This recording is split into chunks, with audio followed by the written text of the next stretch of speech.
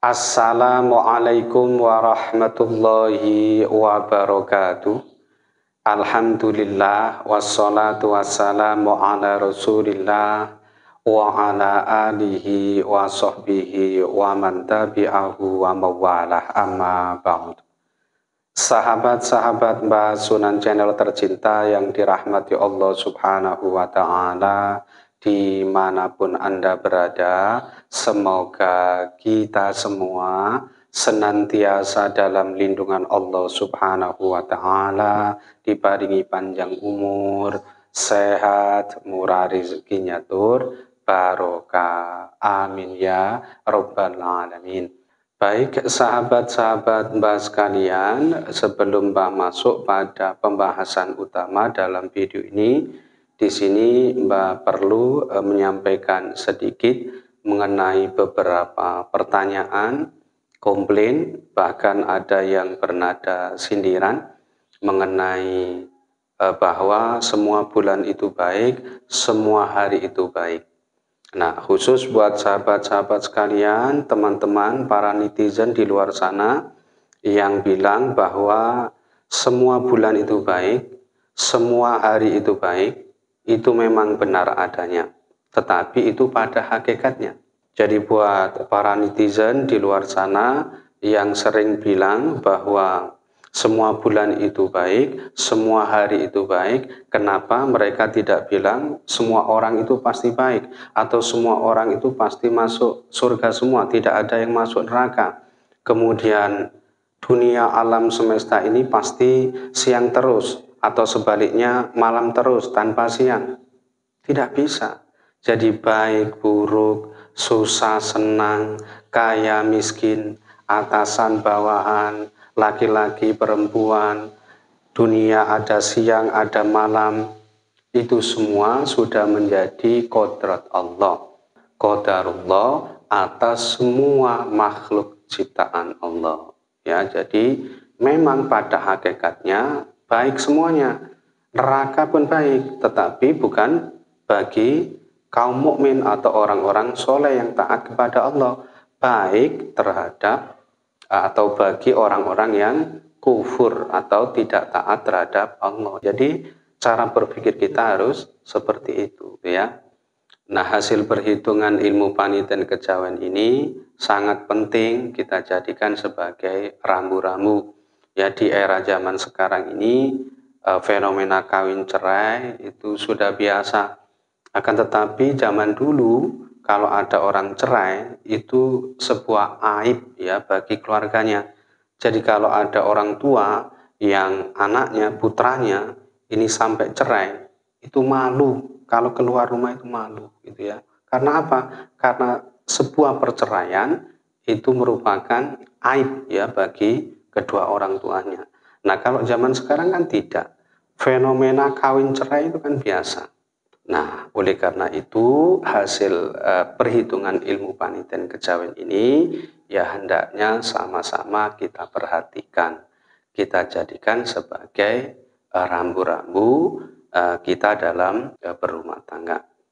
Oke, sekarang kita masuk pada pembahasan utama ya. Di video sebelumnya sebetulnya Mbak sudah pernah sampaikan ini mengenai ya perhitungan perjodohan antara saudara Deddy Corbuzier ya dan Sabrina. Dan hasil perhitungan ini nanti ya sebaiknya sama-sama kita jadikan sebagai pengiling buat sahabat-sahabat sekalian yang sekiranya ya hasil perhitungan perjodohannya ini sama. Oke. Kita awali dengan cari weton Deddy Corbuzier ya. Deddy Corbuzier ini terlahir pada tanggal 28 Desember tahun 1976. Dan kalau kita telusuri melalui penanggalan Jawa Abadi, ini kita peroleh data wetonnya adalah hari Selasa Pahing.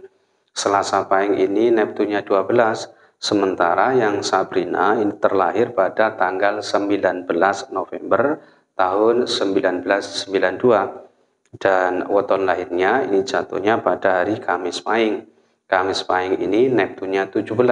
Berarti perjodohan ini antara weton Selasa Pahing ketemu Kamis Pahing. 12 ketemu 17, berarti neptu weton judunya ketemu 29.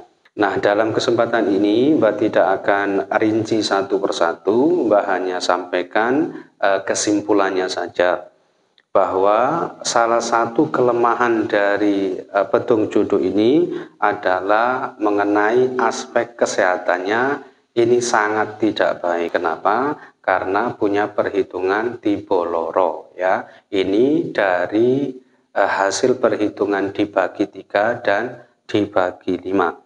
Dan kelemahan yang kedua ini nanti biasanya lambat atau bahkan sulit punya keturunan atau momongan. Ini disebabkan karena punya perhitungan gonto. Ini hasil perhitungan dibagi 4 gitu ya. Nah, sementara itu ya kelebihannya memang banyak. Yang pertama, ini aspek ekonominya sandang pangane ya, ini insya Allah sangat bagus. Tergolong sangat bagus. Kenapa? Karena yang pertama, memiliki perhitungan pertemuan hari umumnya ini Selasa ketemu Kamis bermakna kaya. Lalu yang kedua, hasil perhitungan dibagi 7 ini tipe waseso segoro. Jadi bak luasnya samudra. Ya, kalau urusan sandang pangan, rezeki ini nanti insya Allah tidak ada masalah.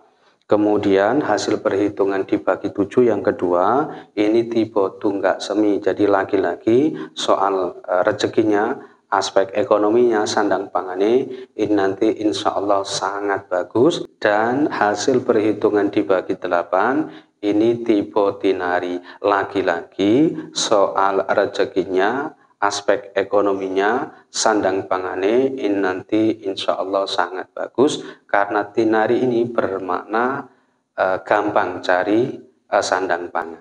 Insya Allah selalu ada saja dan dimudahkan kalau urusan rezeki atau sandang pangan. Kemudian yang terakhir ini mengenai penentuan hari nikahnya. Ternyata ya mereka telah melangsungkan pernikahannya pada hari Senin Pon. Ya, Senin Pon ini neptunya 11. Kalau kita akumulasi dengan neptu weton judonya yang ketemu 29, ini jatuhnya buntu. Kemudian nikahnya juga di bulan Selo, ya, termasuk bulan yang sangat tidak baik jika dipakai untuk melangsungkan pernikahan atau ijab kabul. Kemudian kalau kita lihat ya kedudukan pekan di bulan hijriahnya, ini kemarin Senin Pon berada di pekan pertama di bulan Selo atau bulan Dzulqa'dah, dan ini dianggap tidak baik juga. Lalu kalau kita lihat kedudukan wukunya, Senin Pon kemarin itu berkedudukan di wuku Galungan ya. Dan kalau kita cek ya ternyata petung dinane ini tipe dino turunane lembu gumerang. Ini biasanya kalau dipakai untuk kepentingan hajatan nikah biasanya berdampak ini sering terlibat cekcok, pertengkaran, rumah tangganya kurang harmonis dan suasana rumah tangganya ini cenderung panas gitu ya. Nah, itulah tadi ringkasan hasil perhitungan perjodohan antara Deddy Corbuzier dan Sabrina. Tentu ini kita jadikan sebagai pengiling khususnya sahabat-sahabat sekalian yang kebetulan ya perpaduan weton judonya ini sama ya. Tentu ini nanti bisa kita jadikan contoh ya.